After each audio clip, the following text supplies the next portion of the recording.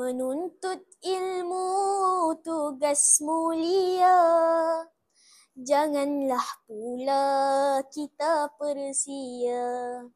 Kelak hidupmu ditelan usia, ajal menjemput menghadap yang esa. Assalamualaikum warahmatullahi wabarakatuh dan salam memartabatkan budaya membaca. Nama diberi Muhammad Saki Fakhruddin bin Muhammad Safiuddin, berusia 12 tahun dan merupakan anak pertama daripada 4 orang adik-beradik. Saya dilahirkan pada tanggal 13 Januari 2013. Hobi saya suka menulis dan membaca sama ada bahan fizikal atau digital. Cita-cita saya ingin menjadi seorang peguam. Saya memilih buku Kaki Tidur Skor A karya Ain Maisarah. Buku ini diterbitkan pada tahun 2018 dan mengandungi 106 muka surat. Sebagai pembuka bicara, saya ingin berkongsi sedikit tentang buku ini. Ia menceritakan tentang seorang pelajar yang bernama Sarah, iaitu pelajar tingkatan 3 Sekolah Menengah Seri Bangsar. Sarah dibantu oleh 3 orang rakan baiknya, Syura, Jiha dan Mimi, untuk lebih fokus di dalam kelas demi mencapai keputusan yang lebih cemerlang dalam akademik bagi melayakkan dirinya mewakili negeri dalam pertandingan bola jaring. Sarah mengalami masalah untuk lebih fokus di dalam kelas, selalu mengantuk apabila gurunya mula mengajar. Hal yang demikian menjadikan Sarah pelajar yang paling corot di dalam kelasnya. Walaupun begitu, Sarah mempunyai kelebihan yang luar biasa. Dia seorang kapten bola jaring yang hebat dan tangkas. Pada suatu hari, Sarah berhadapan dengan cabaran yang kompleks. Pihak sekolah menetapkan syarat yang mana pelajar mestilah lulus ujian untuk melayakkan diri mewakili negeri ke pertandingan bola jaring.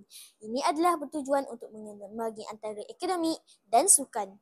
Sarah mula gelabah kerana dia mahukan dirinya terpilih ke peringkat negeri. Ini kerana dia mahu menunaikan impian arwah kakaknya iaitu Kak Tasha yang merupakan bekas pemain bola jaring suatu ketika dahulu. Pelbagai cara yang dilakukan oleh Sarah dan rakan-rakan seperti mengurut, mengurangkan pengambilan makanan, mengejutkan Sarah apabila tertidur dan Sarah memegang bola agar tidak mengantuk di dalam kelas. Akhirnya, Sarah mengetahui punca dirinya mengantuk susulan daripada kejadian dia tersalah membaling bola ke arah Cikgu Aina ketika mengajar.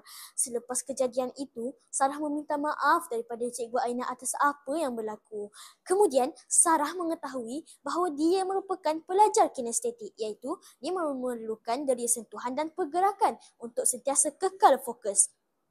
Setelah menemui jalan penyelesaian untuk melayakkan dirinya ke peringkat negeri, Sarah dapat belajar dengan baik sehingga tiba hari diadakan perlawanan antara Sekolah Seri Damansara dan Sekolah Seri Bangsar. Perlawanan persahabatan ini diatur oleh Cikgu Wani, iaitu jurulatih bola jaring sekolah Sarah. Tujuan diadakan perlawanan persahabatan ini adalah untuk mendapatkan keyakinan dan keberanian untuk ke peringkat seterusnya. Ketika hari perlawanan berlangsung, Sarah dan rakan-rakannya bermain dengan baik dan dapat mengalahkan pasukan lawan dengan kutipan mata tertinggi. Akhirnya, Sarah dan pasukannya mendapat kemenangan dan terukir senyuman pada wajah mereka atas kemenangan tersebut.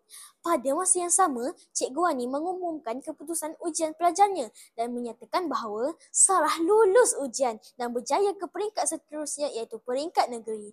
Akhirnya, hajat Sarah untuk menunaikan impian Kak Tasha tercapai dan Sarah bercita-cita untuk menjadi salah seorang pemain bola jaring yang terkenal. Pengajaran yang saya dapat peroleh daripada buku ini adalah berusaha sedaya upaya demi mendapat apa yang kita impikan walaupun kadang-kadang kita tidak bersemangat untuk melakukannya. Jika sesuatu itu dilakukan secara bersungguh-sungguh tanpa mengenal erti jemu, tidak mustahil apa yang diimpikan akan menjadi kenyataan. Antara kelebihan buku ini ialah buku ini disertakan cara-cara untuk menghilangkan rasa mengantuk, mengandungi info tentang gaya pembelajaran kinestetik, visual dan auditori dan punca-punca yang membuatkan rasa mengantuk dan tidak dapat memberi tumpuan terhadap apa yang disampaikan. Penyampaian dan bahasa yang digunakan dalam buku ini sangat mudah difahami. Buku ini juga mengajar kita agar saling bertoleransi dan bersikap mulia seperti saling bantu-membantu. Secara keseluruhannya, buku ini boleh dijadikan panduan untuk sentiasa cerdas dan minda yang cergas untuk berjaya pada masa hadapan. Buku ini layak kepada semua golongan. Sekian sahaja daripada saya. Terima kasih.